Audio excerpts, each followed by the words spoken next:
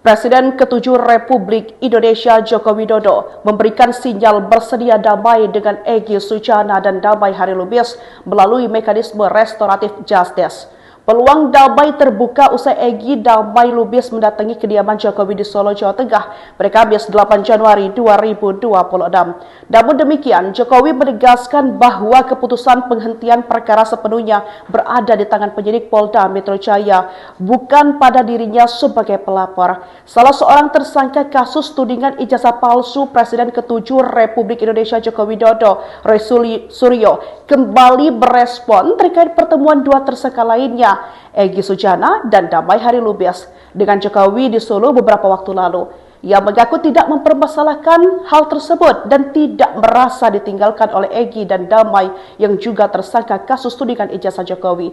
Lebih lanjut, ia pun mengaku menghormati sikap masing-masing tersangka dalam kasus ini.